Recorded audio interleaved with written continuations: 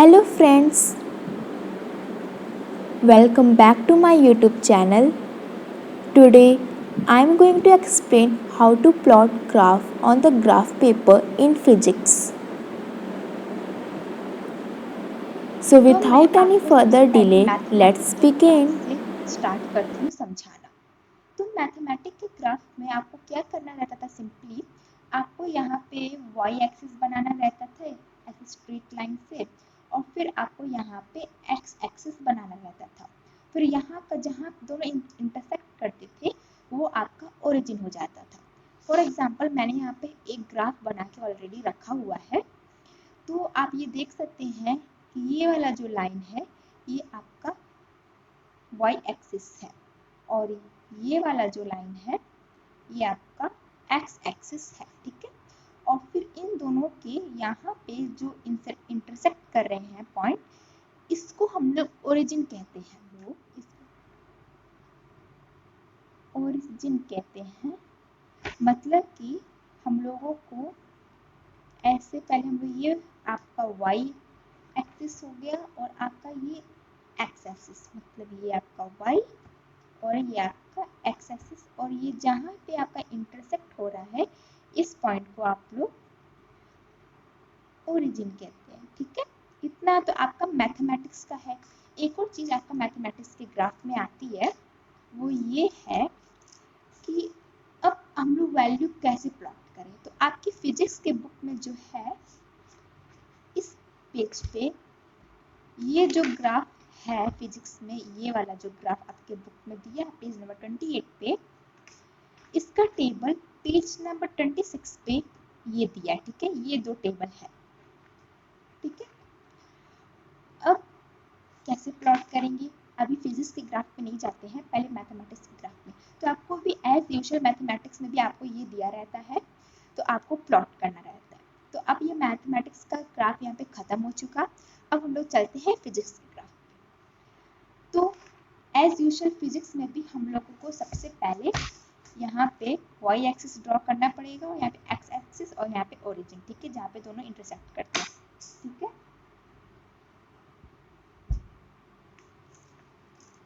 अब आपके दिमाग में ये क्वेश्चन आ रहा होगा कि अब हम लोग y एक्सिस में और x एक्सिस में कौन सी वैल्यू प्लॉट करें। थोड़ा सा कंफ्यूजिंग है ना, क्योंकि जो यहाँ पे टेबल दिया है, यहाँ पे जो दो टेबल दिए हैं आपको बुक में, अब इससे आपको कैसे आइडेंटिफाई कर सकते हैं कि आपको कौन सा वैल्यू किस एक्सिस पे ड्रॉ करना है या फिर किस एक्सिस पे प्लॉट करना है।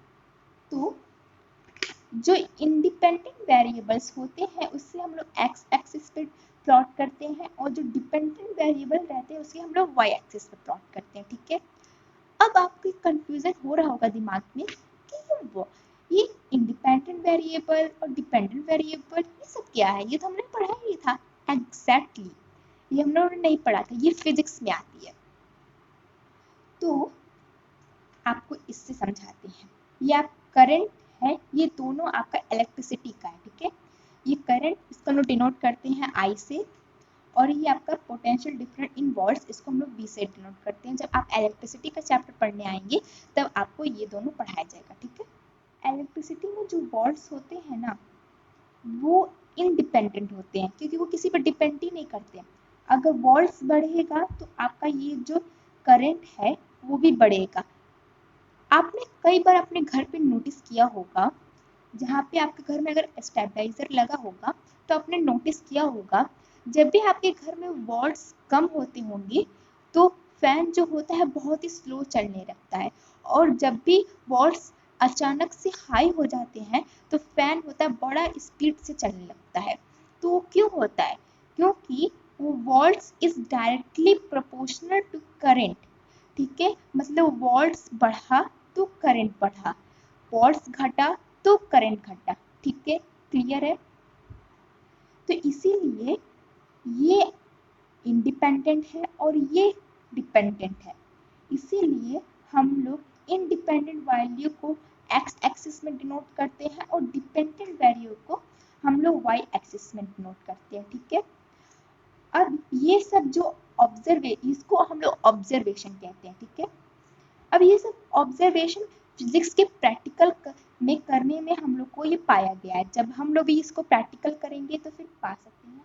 तो आप इसमें क्लियरली अपनी टेक्स्ट बुक में देख सकते हैं कि ये हम लोगों का जो वाई एक्सिस है, इसमें हम लोग पोटेंशियल डिफरेंस इन वोल्ट्स को प्लॉट किए हैं, और ये जो एक्स एक्सिस है, इसमें हम लोग करंट इन एम्पेयर प्लॉट किए हैं। ठीक है, बट ये बुक में ये गलत प्लॉट किया है, क्योंकि जो मैंने आपको यहाँ पे समझाया था कि ये वोल्ट बढ़ेगा तो करंट बढ़ेगा। आप ही अपना लॉजिक लगाइए।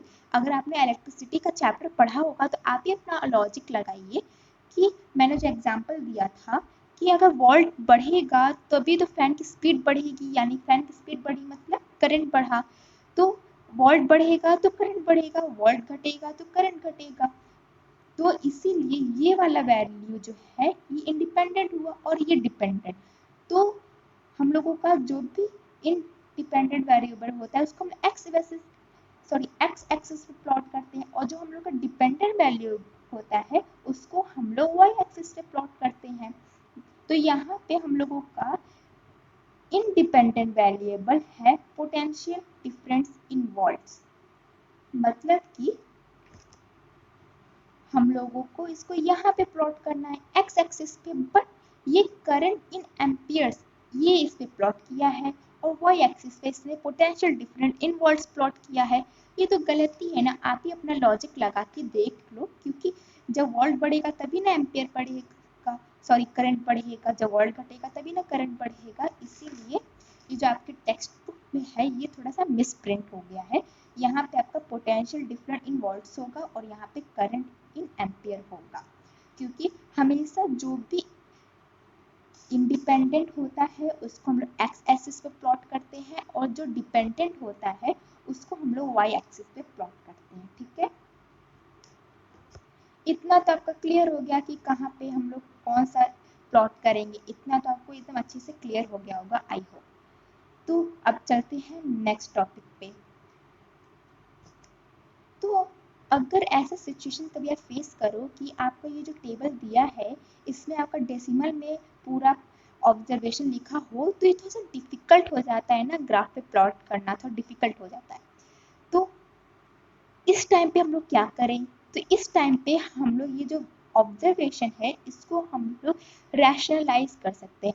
अब रैशनलाइज का क्या मतलब होता है? रैशनलाइज का मतलब होता है उसको हम लोगों को डेसिमल से हटाना, यानी कि जो भी गिवन नंबर आपका है उसको डेसिमल से हटा देना। आप नीचे वाला टेबल अगर आप देखें तो सेम वही है, बट इसमें क्या किया है, इसमें आपका जो ये ऑब्जर्वेशन डेसिमल में दिया है उसको वो कन्वर्ट कर दिया है, रैशनलाइज करके उसको होल नंबर पे कन्वर्ट कर दिया है, जो माइट इजी है आपको ग्राफ पे प्लॉट करना। ठीक है, आप ऐसे रैशनलाइज कर सकते हो कि मतलब इस पॉइंट को हटाने के लिए आप 10⁻⁻2 से आपको इसको इंटू करना पड़ेगा, तो आपका ये डेसिमल हट जाएगा। ऐसे आपको ये पूरा रैशनलाइज करना पड़ेगा। आई होप कि आपको रैशनलाइजेशन आता है। तो अब नेक्स्ट टॉपिक पे बढ़ते हैं। नेक्स्ट टॉपिक अब हमारा है स्केल।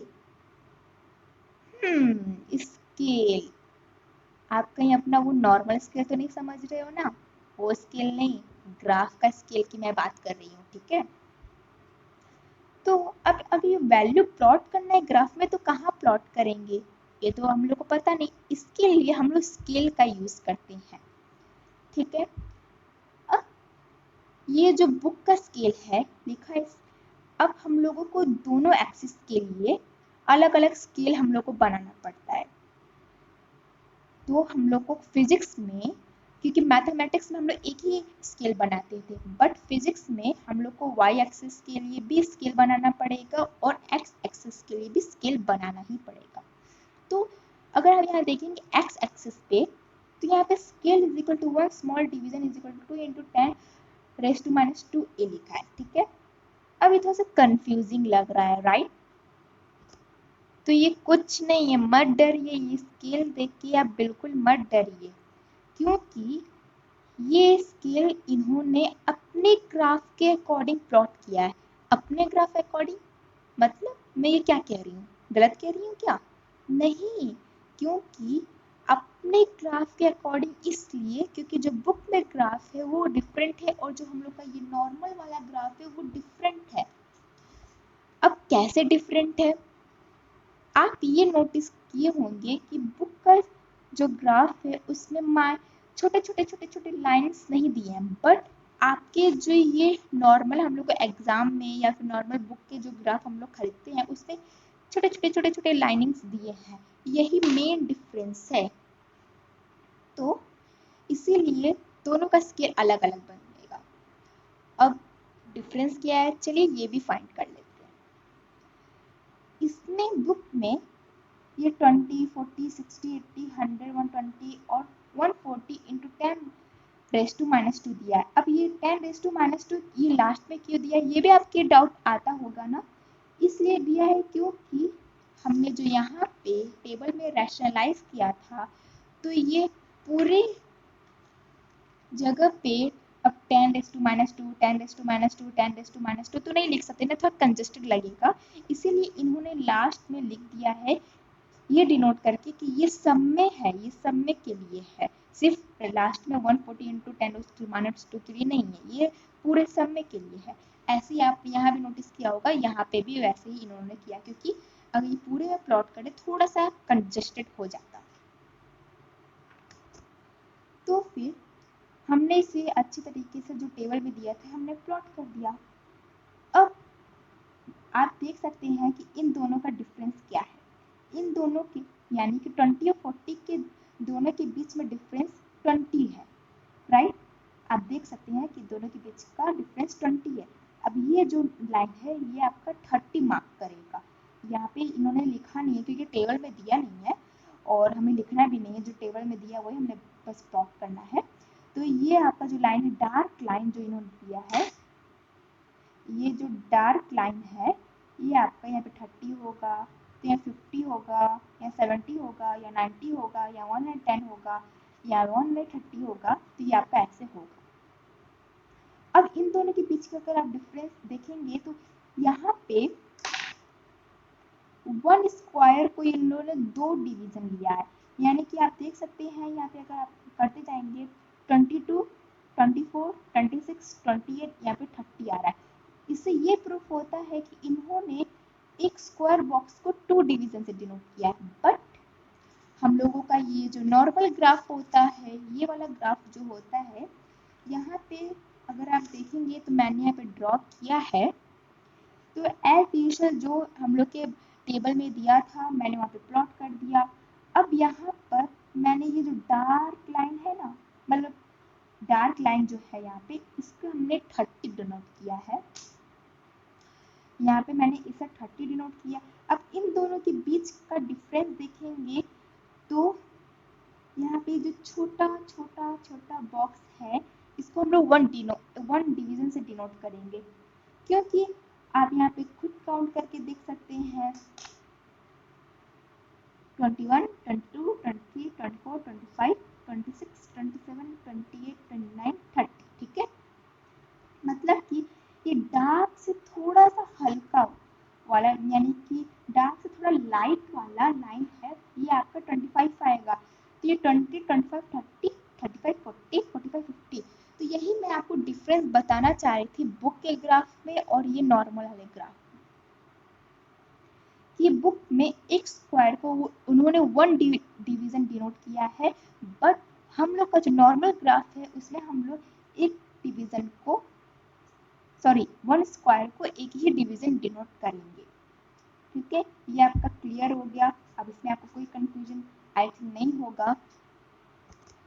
तो थोड़ा सा और बता देती हूँ, मैंने आपको ये बता दिया और फिर आपको ये ज़रूर लिखना पड़ेगा कि आप किस टेबल का प्लॉट कर रहे हो, मतलब आपको ये नाम ज़रूर लिखना पड़ेगा, वरना पता चला कि आप प्लॉट तो कर रहे हो करंट का पर आपने नाम लिख दिया पोटेंशियल डिफरेंस का, तो ये गलत हो सकता है।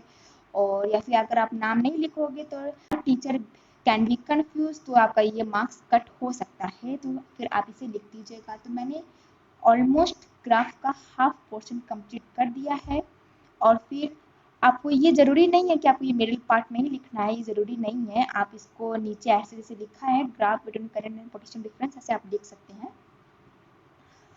अब चलते हैं मेन टॉपिक पे, जो हम लोगों का मेन टॉपिक है, हम लोग उसकी तरफ चलते हैं। तो अब चलते हैं प्लॉटिंग पे कि नंबर कैसे, सॉरी वेरिएबल्स हम लोग कैसे प्लॉट करें। तो आपको बस सिंपल ये 24, 20, 54, 45, 105, 87, 112, 95, 150, 125 यही आपको बस इसमें प्लॉट करना है। तो चलिए प्लॉट करते हैं। तो ये आपका विषय है कि आपको सबसे पहले y एक्सिस से शुरू करना है या फिर x एक्सिस से शुरू करना है, ये आपका विषय है। आप चाहे तो y एक्सिस से शुरू करें या फिर x एक्सिस से शुरू करें, ठीक है। तो मैं यहाँ पे x एक्सिस से शुरू करती हूँ। और मेन बात फ्रेंड्स, जो मैंने आपको बताया है कि इन्होंने थोड़ा सा मिस प्रिंट कर दिया है कि करंट इन एम्पेयर्स यहाँ पे प्लॉट कर दिया है और पोटेंशियल डिफरेंस इन वोल्ट्स यहाँ पे प्लॉट कर दिया है। तो अगर आप इसे करेक्ट करके करंट इन एम्पेयर्स यहाँ प्लॉट करेंगे, पोटेंशियल डिफरेंस इन वोल्ट्स यहाँ प्लॉट करेंगे, तब भी आपका यही फिगर बनेगा, इसमें कोई भी चेंज नहीं होगा। तो इससे मत डरिएगा कि मैंने कहा है तो अगर आप इधर करेंगे, ये इधर करेंगे तो ये चेंज हो जाएगा, ये ऐसा नहीं है, ये चेंज नहीं होने वाला है, ये आपका ऐसे स्ट्रेट लाइन ही बनेगा। और फ्रेंड्स, आपने ये नोटिस किया क्या कि मतलब ये वोल्ट्स घट रहा है तो ये करंट भी घट रहा है, वोल्ट्स बढ़ रहा है तो करंट भी बढ़ रहा है। अगर ऐसे हो मतलब एक ही साथ घटे भी और एक ही साथ बढ़े भी, तो उसे हम लोग डायरेक्टली प्रोपोर्शनल कहते हैं। इसका सिंबल हम लोग इस तरीके से बनाते हैं, ओके। इसका सिंबल हम लोग इस तरीके से हम लोग ड्रॉ करते हैं डायरेक्टली प्रोपोर्शन का। ऐसे ही प्रीवियस चैप्टर में भी था, सॉरी प्रीवियस यूनिट में भी था लेंथ और टाइम का, यानी कि पेंडुलम का था। तो यहाँ पे हम लोग ऐसे length is directly proportional to T, इस तरीके से हम लोग यहाँ पे डिनोट करते हैं, ठीक है। अगर ये नहीं हो रहा है, मतलब कि वोल्ट्स के साथ अगर आपका करंट नहीं घट रहा है, मतलब वोल्ट्स अगर आपका घट रहा है तो आपका करंट बढ़ रहा है, या फिर वोल्ट्स बढ़ रहा है तो करंट घट रहा है, तो इसका मतलब ये डायरेक्टली प्रोपोर्शनल नहीं है, ठीक है। तो जब भी आपका कोई भी ग्राफ अगर डायरेक्टली प्रोपोर्शन होगा तो इस तरीके से आपका स्ट्रेट लाइन बनेगा, ठीक है। अगर डायरेक्टली प्रोपोर्शनल नहीं होगा तो आपका स्ट्रेट लाइन नहीं बनेगा, आपका लाइन कुछ जिग जैग की तरह ही बनेगा। मतलब ऐसे जाएंगे तो कभी आपको ऐसे जाना पड़ेगा, फिर ऐसे जाना पड़ेगा, फिर ऐसे जाना पड़ेगा, फिर ऐसे जाना पड़ेगा, मतलब आपका इस तरीके से जिग जैग वाले से आपका बनेगा, अगर ये डायरेक्टली प्रोपोर्शनल नहीं हुआ तो। अगर डायरेक्टली प्रोपोर्शनल है तो ये श्योर है कि आपका लाइन स्ट्रेट ही बनेगा। तो चलिए प्लॉट करते हैं। तो यहाँ पे सबसे पहले मैं एक्स एक्सिस प्लॉट कर रही हूँ। तो एक्स एक्सिस में आपके टेबल में दिया है 20, तो मैं यहाँ पे पहले 20 ड्रॉ कर देती हूँ। मैं आपका वो बुक के प्रिंट के हिसाब से ही चल रही हूँ, मैं अपना जो करेक्शन मैंने किया है उसके हिसाब से मैं नहीं चल रही हूँ। तो आप बुक के प्रिंट से ही लीजिए, क्योंकि मैंने जो करेक्शन किया है मैंने वो इलेक्ट्रिसिटी के कंपेयर थ्रू मैंने उसे करेक्शन किया है। तो अभी मैं इलेक्ट्रिसिटी तो हम लोग नहीं पढ़ रहे हैं, तो आपका ये ग्राफ एक तरीके से सही भी है, बट जो मैंने बताया है कि वॉट्स बढ़ेगा तो करंट भी बढ़ेगा, तो वो सही है। जब आप इलेक्ट्रिसिटी का चैप्टर पढ़ेंगे तब आप उसमें देख सकते हैं कि वो मैंने जो बताया वो सही है। तो अभी मैं आपकी ये जो बुक में जो ग्राफ दिया उसी के थ्रू चल रही हूँ। तो यहाँ पे टेबल में आपका 20 करंट का दिया है और पोटेंशियल डिफरेंस का 24 दिया है। तो यानी कि ये एक्स एक्सिस है, ये वाई एक्सिस था। तो एक्स एक्सिस में हम लोग 20 प्लॉट करेंगे। तो 20 आपका इधर ही है, ये आपका 20 हो गया। अब फिर हम लोग देखेंगे कि वाई एक्सिस में 24 कहाँ आता है। तो एक ये ध्यान रखिएगा फ्रेंड्स कि बुक में एक आपका जो स्क्वायर है वो 2 डिवीजन की इक्वल है, तो यहाँ पे 22 और ये 24, मतलब यहाँ पे आपका आएगा जहाँ पे ये बुक में पॉइंट दिया है, तो ये आपका, तो अगर आप चाहते तो ये आपका ये पॉइंट दे दिया, तो आप यहाँ पे ऐसे कर दीजिए और इसे थोड़ा सा ऐसे सर्कल ड्रॉ कर दीजिएगा, जिससे कि जो एग्जामिनर हो उसे थोड़ा सा अच्छे से क्लियर दिखाई दे जाए, तो उसे थोड़ा सा मतलब उसका काम आसान हो जाए आपका ग्राफ चेक करने में। और आप इसे 20,24 इसे आप अच्छे से यहाँ पे लिख दीजिएगा, एग्जामिनर पे अच्छा इफेक्ट पड़ेगा। मतलब यह आपका ऑप्शनल है, नहीं करना चाहो तो मत करो, करना चाहो तो कर सकते हो, ये ऑप्शनल है, बट मैं आपको ये रिकमेंड करूँगी कि आप करिए, ये एग्जाम पे अच्छा इसका इम्प्रेशन बनेगा। तो इसे ऐसे आपको प्लॉट करना है, मैं दूसरा भी प्लॉट करके आपको बता देती हूँ। तो दूसरा टेबल में दिया आपका 45 और 54, तो 45 आपका कहाँ आता है, 40, 42, 44 और 45 कुछ यहाँ पे आएगा, ठीक है, नहीं तो 46 कुछ यहाँ पे आएगा, तो 45 कुछ यहाँ पे आएगा। तो ये आप देख सकते हैं कुछ यहाँ थोड़ा सा दोनों बॉक्सेस, सॉरी दोनों स्क्वायर के बीच में थोड़ा सा प्लॉट किया है, तो थोड़ा सा यहाँ पे आप कर दीजिएगा मार्क। और ये 54 है, तो यहाँ से आप देख लीजिएगा 40 और ये 50 है, 52, 54, तो ये आपका यहाँ पे आके प्लॉट हो जाए, ठीक है। ऐसे ही आपके टेबल में जितना प्लॉटिंग करने के लिए दिया है आपको वैसे ही प्लॉट करना है। तो जैसे ही आप प्लॉट करते जाएंगे तो आपको एकदम अच्छी तरीके से केयरफुली आपको हर एक पॉइंट को स्केल के थ्रू आपको अच्छी तरीके से ज्वाइन कर लेना है। अगर स्ट्रेट लाइन बनता है तो समझ जाइए कि आपका ये डायरेक्टली प्रोपोर्शनल है, जिगजैग की तरह लाइन बनता है तो समझ जाइए कि आपका ये इनडायरेक्टली प्रोपोर्शनल है, यानी कि डायरेक्टली प्रोपोर्शनल नहीं है। तो ये इस लाइन को हम लोग यहाँ पे बेस्ट ग्राफ लाइन कहते हैं, ठीक है।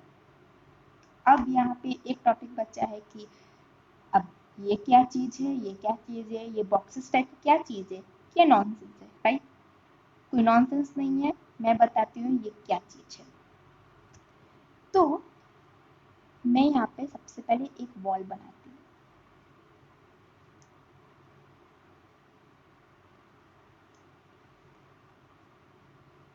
सपोज ये आपका एक वॉल है, कोई भी रूम का वॉल हो, कहीं का वॉल हो, आपका ये वॉल है, ठीक है। और आपसे कहा जाए कि आपको वॉल के बीचों बीच यानी कि सेंटर में आपको स्विच बॉक्स को लगाना है या फिर प्लॉट करना है, तो आप कैसे करोगे। तो यू मिट वंडर कि क्या करना है, मेजरिंग टेप लेना है, यहाँ का आपको मेजर करना है, यहाँ का मेजर करना है, यहाँ का मेजर करना है और यहाँ का मेजर करना है, और बीचों बीच हम लोग यहाँ पे प्लॉट कर देंगे, राइट। ये भी सही है, बट इसमें थोड़ा सा टाइम टेकन और एफर्ट भी लग रहा है। तो अगर हम लोग इसे थोड़ा सा एफर्टलेस बना दें तो कैसा रहेगा। और एफर्टलेस कैसे बनाएंगे, अगर हम लोग बस इतने एरिया का यानी कि इतना यहाँ तक और इतना यहाँ तक, अगर इतना हम लोग बस मेजर कर ले और जहाँ पे इंटरसेक्ट कर रहा है वहाँ पे जाके स्विच बॉक्स हम लोग लगा दें तो हम लोग का लग जाएगा वहाँ पे। अगर हम लोग यहाँ का मेजर कर ले और यहाँ का मेजर कर ले, जहाँ पे ये हम लोग का इंटरसेक्ट कर रहा है तो वहाँ पे हम लोग को बस स्विच बॉक्स लगाना है, ठीक है। तो क्लियर हुआ, तो इससे हम लोग का ये एफर्टलेस भी हो गया। तो इसी को हम लोग यहाँ पे ये वाई एक्सिस कहते हैं, सॉरी ये नहीं, इसको हम लोग एक्स एक्सिस कहते हैं, इसको वाई कहते हैं। मतलब कि ये वाला पोर्शन ये आपका ग्राफ पे प्लॉट होगा ना, तो ये आपका एक्स एक्सिस होता है, ये वाई होता है। तो ये एक्स एक्सिस हुआ तो ये भी एक्स एक्सिस हो गया, ये वाई एक्सिस हुआ तो ये भी वाई एक्सिस हो गया, ठीक है। ये समझ गए आप। तो अब तो सेम बुक में भी ऐसे ही इन्होंने प्लॉट किया है। ये आपका आपका एक्स एक्सिस हो गया और ये आपका वाई एक्सिस हो गया, ठीक है। तो इन्होंने यहाँ पे 2 बार प्लॉट किया आपको ये समझाने के लिए, मैं बता रही हूँ क्या समझाने के लिए यहाँ पे 2 बार ये लाइनिंग प्लॉट की है। सबसे पहले ये वाला जो आपका हुआ, सॉरी ये वाला इतना जो पार्ट हुआ आपका x1 हो गया और ये इतना जो पार्ट हुआ आपका x2 हो गया। सिमिलरली ये वाला जो पार्ट हुआ आपका, मतलब ये वाला पार्ट आपका y1 हो गया और ये वाला पार्ट आपका y2 हो गया, ठीक है। तो अगर आपसे बोला जाए कि आपको इसका डिस्टेंस फाइंड करना है तो आप कैसे फाइंड करेंगे? आप ऐसे फाइंड करेंगे कि इसका डिस्टेंस से इसका ये डिस्टेंस अगर आप सब्ट्रैक्ट कर लेंगे तो ये डिस्टेंस निकल जाएगा। सो सिंपल, मतलब कि अगर आप x2 से x1 माइनस कर देंगे तो आपका ये वाला पोर्शन का ये जो भी आपका डिस्टेंस निकालना है ये निकल जाएगा। सिमिलरली अगर आपको बोला जाए इन दोनों का डिस्टेंस फाइंड करने के लिए, सॉरी ये नहीं, ये इसका डिस्टेंस फाइंड करने के लिए मतलब आपको यहाँ का डिस्टेंस फाइंड करना है तो आपको y2 में से y1 सब्ट्रैक्ट कर लेंगे तो आपका ये डिस्टेंस निकल जाएगा, ठीक है। यही चीज आपको यहाँ से एरो से डिनोट किया है, मैंने जो बताया था x2 माइनस x1, यही मतलब यहाँ का इन्होंने डिस्टेंस फाइंड किया है x2 माइनस x1 से, और जो मैंने यहाँ बताया था यहाँ का डिस्टेंस फाइंड करने के लिए सिमिलरली यहाँ पे y2 माइनस y1 किया। तो आपको ये एग्जाम में ये नहीं प्लॉट करना है, आपको ये लाइनिंग नहीं ड्रॉ करनी है, कर भी सकते हैं अगर आपको करना है, जैसे कि इन्होंने यहाँ पे दिया है इस तरीके से प्लॉट जो किया है आप कर सकते हैं, कोई प्रॉब्लम नहीं है। बट ज़्यादा इफेक्टिव ये लगेगा कि आप ये सर्कल कर दे और इसे ऐसे इस तरीके से बना दें। सो आपका ये ग्राफ कैसे प्लॉट किया जाता है ये टॉपिक फिनिश हो चुका है। आई होप कि आपका जितना भी डाउट था सब क्लियर हो गया होगा, कोई भी मन में डाउट नहीं होगा। अगर डाउट है तो प्लीज़ आप कमेंट बॉक्स में कमेंट करके बताइए, मैं आपको क्लैरिफाई कर दूंगी, ठीक है।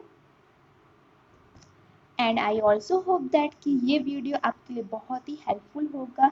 अगर होगा तो प्लीज़ ज़रूर कमेंट सेक्शन में बताइएगा। एंड आई थिंक कि अगर आपको कोई और क्वेश्चन दे दिया जाए तो आप ग्राफ पे इजीली प्लॉट कर देंगे। सो बाय।